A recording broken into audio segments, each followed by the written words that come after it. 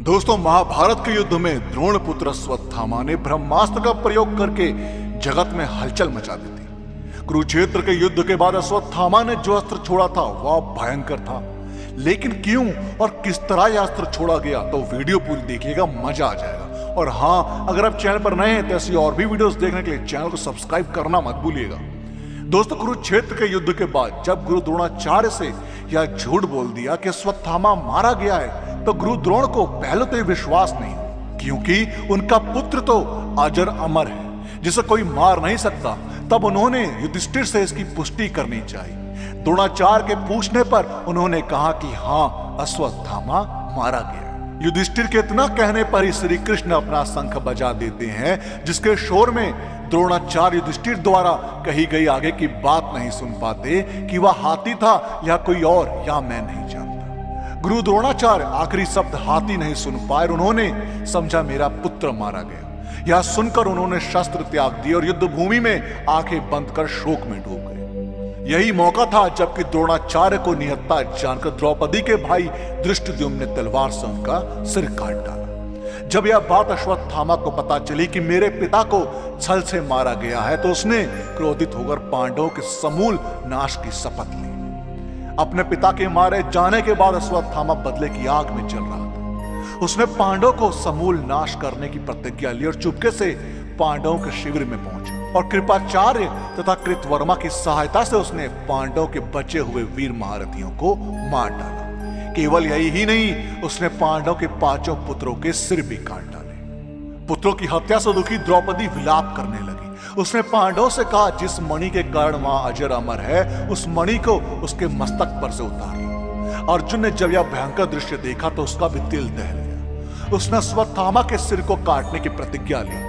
अर्जुन की प्रतिज्ञा सुनकर अश्वत्थामा वहां से भाग निकला। भीम को जब यह पता चला तो अश्वत्थामा को मारने के लिए उसे ढूंढने निकल पड़े। उनके पीछे युधिष्ठिर भी निकल पड़े। बाद में श्री कृष्ण और अर्जुन भी अपने रथ पर सवार होकर निकल पड़े। अब पांडव से बचने के लिए अश्वत्थामा उस वक्त धृत लगाकर कुश के वस्त्र पहनकर गंगा के तट पर बैठा था। वहां वेदव्यास जी के साथ अन्य ऋषि भी थे। यह भी कहा जाता है कि उसे जब यह पता चला कि अर्जुन और श्री कृष्ण उसे पकड़ने के लिए उसके पीछे आ रहे हैं, तो वह वेदव्यास जी के आश्रम में पहुंच गया। तभी वहां पर अर्जुन और श्री कृष्ण पहुंच जाते हैं। अब उन्हें देखकर अश्वत्थामा एक कुश को निकालकर मंत्र पढ़ने लगता है और उस कुश को ही ब्रह्मास्त्र बनाकर उसे अर्जुन पर छोड़ देता है। यह देखकर श्री कृष्ण और वेदव्यास जी अचंभित हो जाते हैं। तब श्री कृष्ण के कहने पर अर्जुन भी ब्रह्मास्त्र का प्रयोग करता है। यह देखकर वेदव्यास जी घबरा जाते हैं और वह अपने बल से दोनों के ब्रह्मास्त्र को बीच में ही रोक कर कहते हैं कि अपने अपने ब्रह्मास्त्र को वापस लो, अन्यथा विनाश हो जाएगा। अर्जुन तो अपना ब्रह्मास्त्र वापस ले लेता है, परंतु अश्वत्थामा कहता है कि मैं ऐसा करने में असमर्थ हूं। तब वह ब्रह्मास्त्र का रूप अभिमन्यु की पत्नी उत्तरा के गर्भ में पल रहे बालक पर छोड़ देता है। यह देखकर सभी अचंभित और क्रोधित हो जाते हैं। यह देखकर कृष्ण ने अश्वत्थामा से कहा, उत्तरा को परीक्षित नामक बालक के जन्म का वर प्राप्त है। उसका पुत्र तो होगा ही, यदि तेरे शस्त्र प्रयोग के कारण मृत्यु हुआ भी तो मैं उसे जीवित कर दूंगा।